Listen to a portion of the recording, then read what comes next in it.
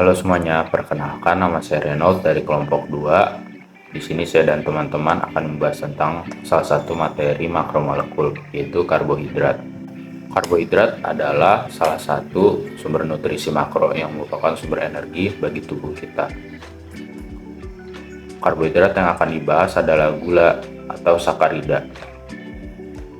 Sakarida terbagi menjadi beberapa jenis berdasarkan jumlah gulanya. Ada monosakarida yang terdiri dari 1 gula, disakarida 2 gula, oligosakarida 3-10 gula, dan polisakarida ratusan gula. Monosakarida terbagi menjadi beberapa jenis berdasarkan jumlah karbonnya.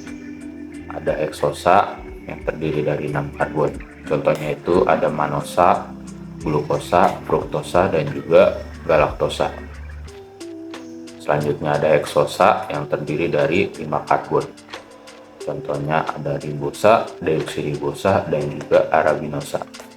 Selanjutnya ada tetrosa yang terdiri dari 4 karbon. Contohnya itu ada aldotetrosa. Dan yang terakhir ada triosa, terdiri dari 3 atom karbon. Contohnya ada aldotriosa dan ketotriosa. Ciri-cirinya sendiri buat monosakarida ini, dia mudah larut di air, rasanya manis, bentuknya padatan kristal, punya gugus fungsi berupa keton maupun aldehid. Kalau misalnya keton disebutnya ketosa, kalau aldehid disebutnya aldosa. Monosakarida punya 2 bentuk, yaitu bentuk Fischer yang menyerupai tulang ikan dan juga bentuk siklik menyerupai segi 5 atau segi 6. Selanjutnya adalah ikatan glikosidik.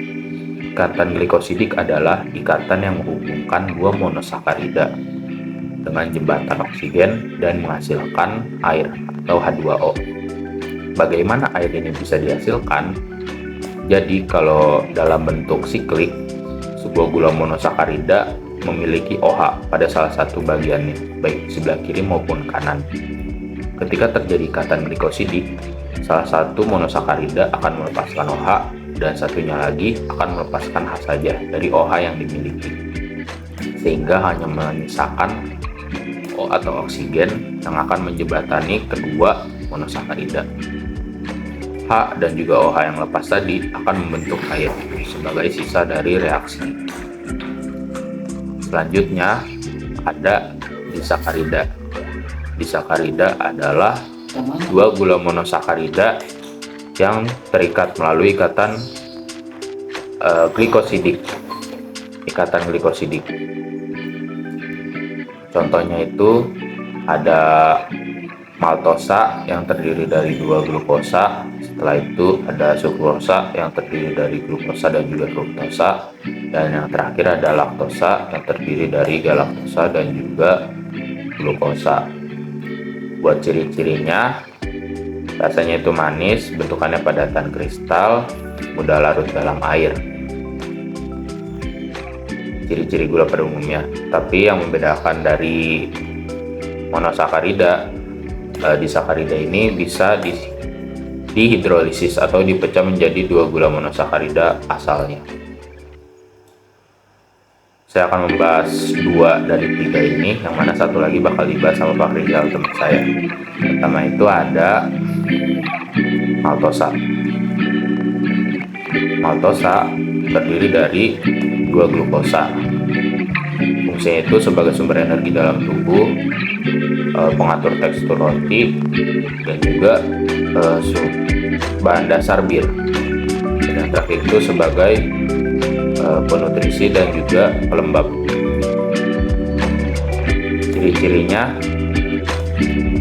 seperti gula pada umumnya, tapi yang membedakan itu tingkat kemanisannya yaitu 30-60% dari sukrosa, yang mana sukrosa merupakan patokan kemanisan dari gula-gula lainnya. Selanjutnya ada sukrosa. Sukrosa terdiri dari fruktosa dan glukosa, fungsinya sebagai patokan kemanisan, terus sebagai sumber energi bagi tubuh, pembawa hasil fotosintesis, pemanis dan pengawet alami, dan juga sebagai pengikat tablet dan penutup rasa pahit obat. Yang membedakan sukrosa dari gula lain, dia nggak bisa muncul alami sebagai monohidrat karena isi di dalam struktur kristalnya tidak menyisakan ruang untuk ditempati satu molekul air. Berbeda halnya dengan maltosa yang bisa muncul secara alami dalam bentuk monohidrat. Selanjutnya,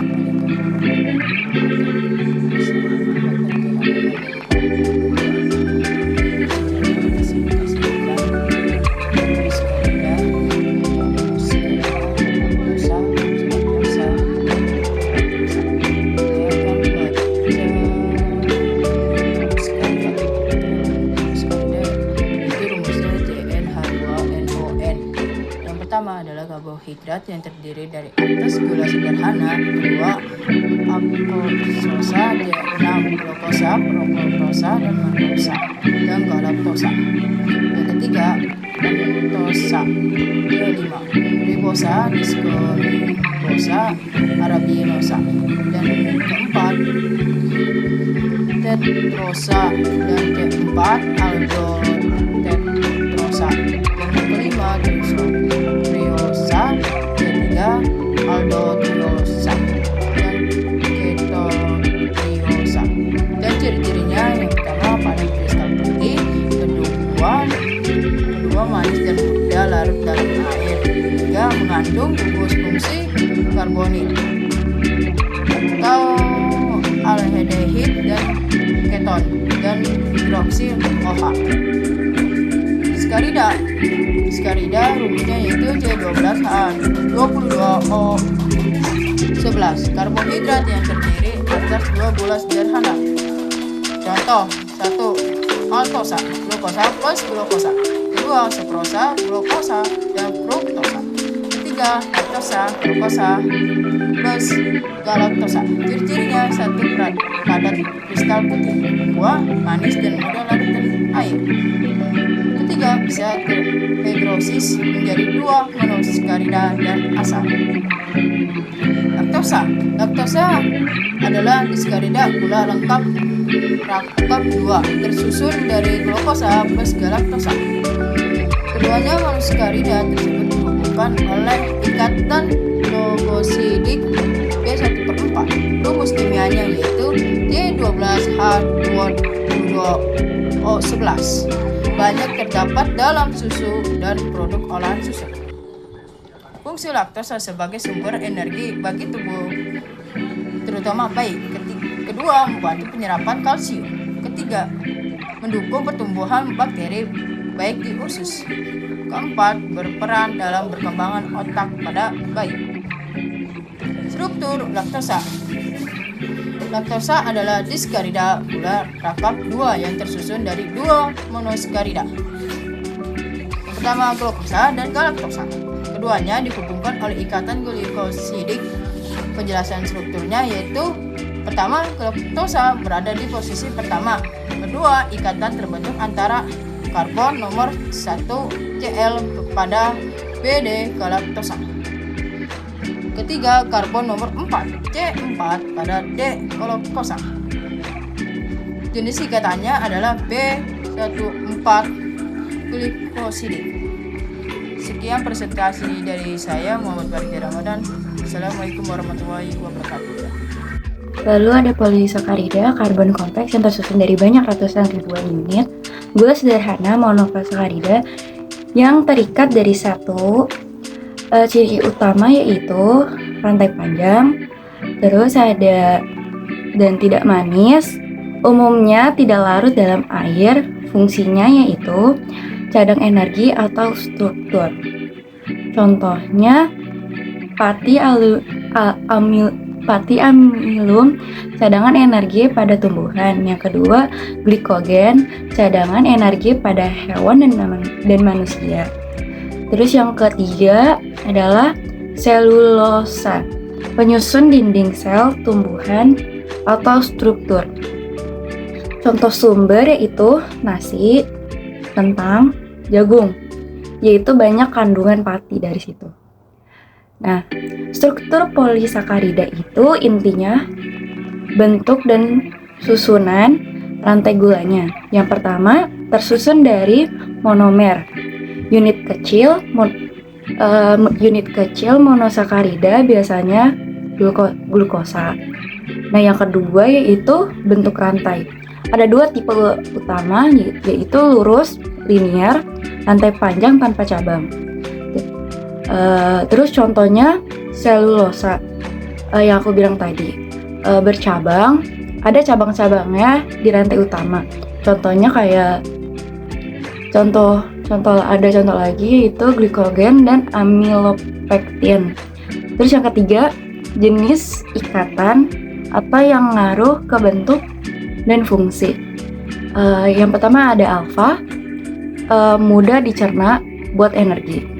Terus ada beta, sulit dicerna atau buat struktur. Contohnya itu selulosa.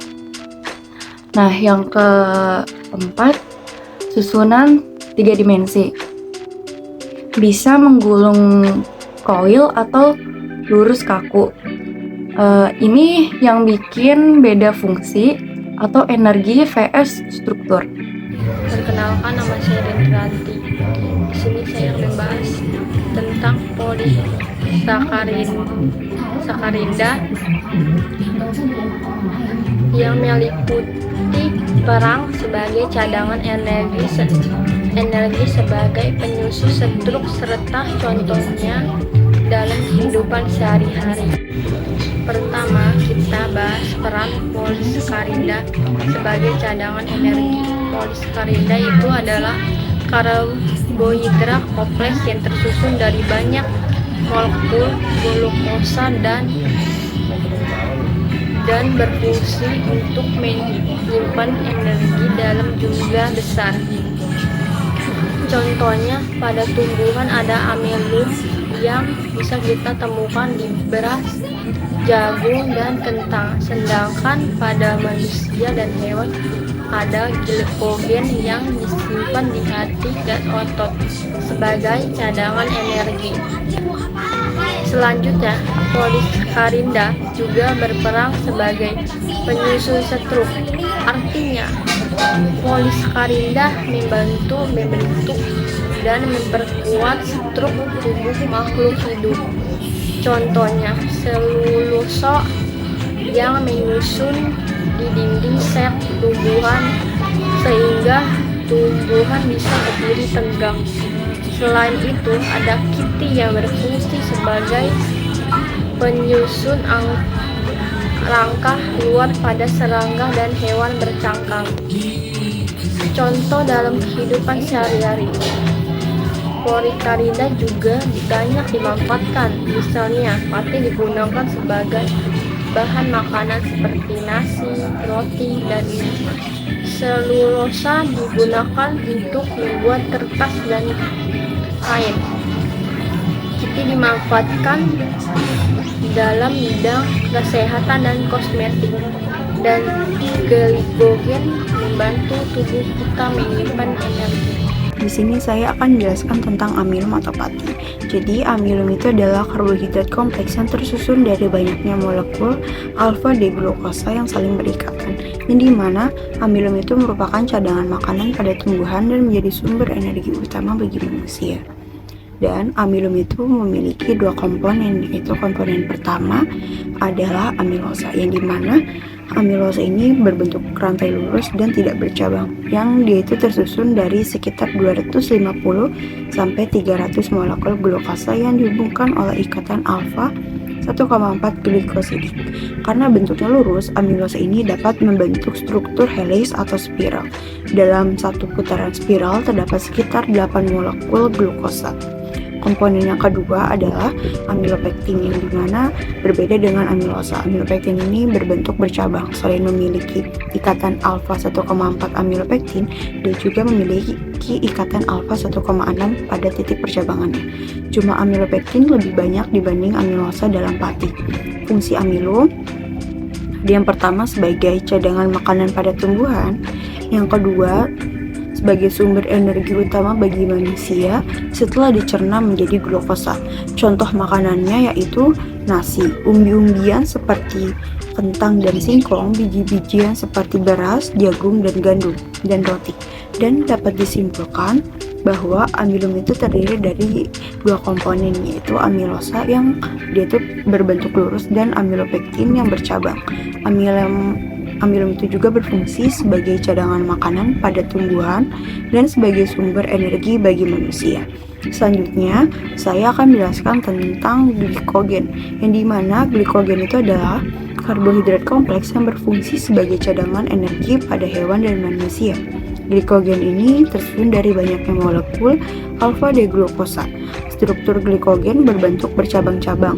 Ikatan utamanya adalah alfa 1,4 glikosidik, sedangkan pada titik percabangannya memiliki ikatan alfa 1,6 glikosidik. Percabangannya pada glikogen lebih banyak dibandingkan amilopektin, sehingga lebih cepat dipecah menjadi glukosa.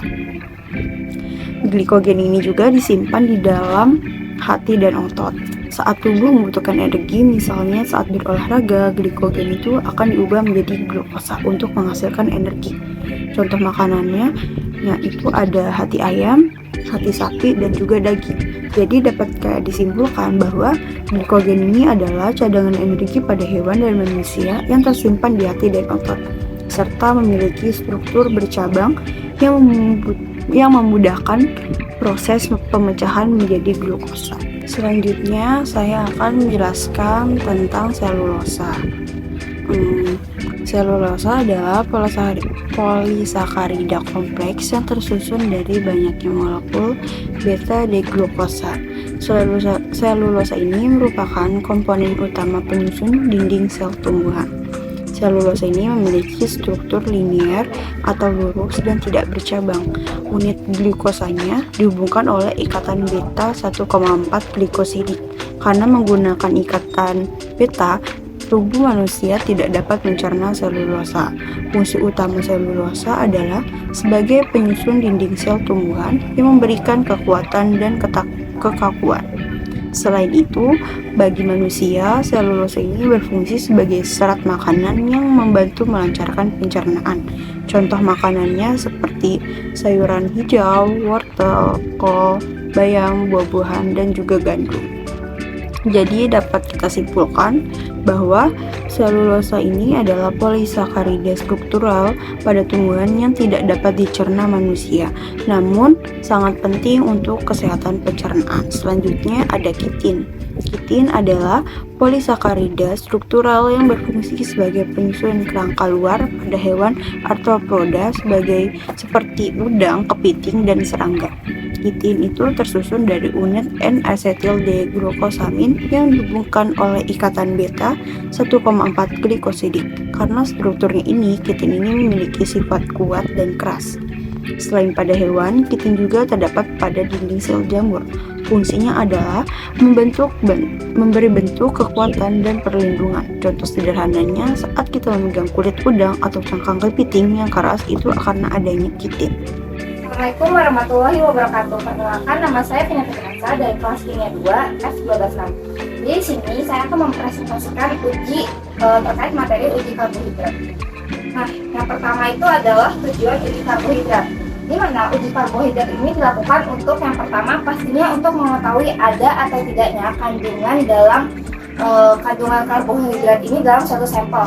Nah, lalu yang kedua pastinya untuk mengidentifikasi jenis karbohidrat tertentu, misalnya kayak jenisnya ini atau ini. Terus habis itu yang ketiga membedakan gula pereduksi dan non pereduksi. Lalu yang terakhir itu mendeteksi keberadaan pati. Nah, uji ini itu banyak dilakukan buat pertama pastinya buat analisis bahan makanan. Yang kedua praktikum kimia dan biologi. Lalu yang terakhir itu ada pengujian laboratorium sederhana. Nah, untuk prinsip dasar uji karbo ini, biasanya setiap uji itu memiliki prinsip reaksi kimia kan yang berbeda. Jadi tergantung sifat kimia karbohidrat tersebut. Nah, beberapa sifat penting karbohidrat itu ada 4, di mana satu itu memiliki gugus aldehid atau keton, di mana biasanya tuh gugus aldehid atau keton itu cuma ada di gula pereduksi. Lalu yang kedua dapat mengalami dehidrasi menjadi turunan molekular. Ya. Terus yang ketiga, dapat membentuk kompleks warna dengan iodin. Iodin itu buat ngecek kandungan pati. Nah, lalu yang keempat itu dapat mereduksi ion logam seperti Cu2+ dan menjadi Cu+. Next, untuk uji karbo ini ada uji Moles yang pertama. Dimana uji Moles ini itu uji umum untuk karbohidrat. Biasanya dicek untuk monosakarida, disakarida, dan polisakarida. Untuk prinsip reaksinya ini, dia itu direaksikan dengan H2SO4, yaitu asam sulfatat yang mengalami furfural atau hidroksimetil, lalu bereaksi dengan aenaftol, di mana H2SO4 ini kan ditetesi melalui dinding tabung agar membentuk dua lapisan. Dua lapisan seperti ini, ada kuning dan putih. Jadi nanti kalau misalkan udah dicairin sama aenaftol, dia tuh bakal ada cincin ungu. Nah, kalau misalkan uji positifnya, kalau emang dia uji Moles ini dia positif itu kalau dia ada cincin ungu di antara dua reaksi ini. Lalu yang selanjutnya itu ada uji Benedict, di mana uji Benedict ini itu digunakan untuk mendeteksi gula reduksi. Kita cek apakah sampel yang kita gunakan itu ada gula reduksi atau non reduksi. Nah, prinsipnya itu gula reduksi ion Cu ini dilarutin tuh pakai larutan Benedict, di mana dia menjadi Cu2O itu yang merah bata. Jadi kalau misalkan perubahan warnanya itu biru ke hijau, biru sampai hijau itu dia warnanya sedikit gula, berarti dia gulanya cuma kadar gulanya terus sedikit. Lalu hijau ke kuning, terus kuning ke jingga ke merah bata. Berarti kalau merah bata warnanya yaitu mengandung banyak gula. Nah, uji Benedict ini biasanya di contohnya itu ada glukosa, fruktosa, laktosa, dan maltosa. Nah, sukrosa itu nggak termasuk kecuali dia tuh dihidrolisis dulu. Nah, penemunya ini dikembangkan oleh Stanley Rossiter Benedict. Nah, selanjutnya ada uji Barfoed. Nah, uji Barfoed ini itu dia tujuannya cuma satu, yaitu untuk membedakan monosakarida dan disakarida. Nah, prinsip reaksinya ini dia tuh monosakarida itu mereduksi ion Cu2 kali menjadi Cu20 dibanding disakarida. Nah, bahannya itu untuk monosakarida itu biasanya satu pakai madu, 2 air kelapa, 3 anggur, 4 semangka. Kalau disakarida itu dari sumber yang dicari biasanya dia tuh cuma pakai satu bahan yaitu susu. Nah, jadi nanti kalau misalkan monosakarida itu dia tuh ada gumpalan, ada endapan merah bata di bawah sini. Nah, kalau di sakarida itu dia bereaksinya tuh lebih lambat dan bereaksinya itu dalam waktu singkat tuh nggak mungkin. Jadi kalau misalkan monosakarida dia bereaksinya itu pasti sangat cepat. Kalau misalkan di sakarida itu bereaksinya sangat lambat. Lalu yang terakhir ada uji iodin atau Lugol, yang dimana tadi dijelasin uji iodin itu menggunakan untuk mendeteksi pati atau amilum di tetesi cairan Lugol. Nah, biasanya ini untuk menguji polisakarida atau amilum atau pati kan. Nah, prinsipnya itu bahan yang diuji ditetesi oleh Lugol biasanya itu 2-4 tetes. Nah, hasilnya itu kalau biru kehitaman dia positif, kalau misalkan warnanya kuning atau coklat dia itu negatif. Bahannya itu biasanya kalau itu tahu atau kentang. Sekian, terima kasih. Wassalamualaikum warahmatullahi wabarakatuh.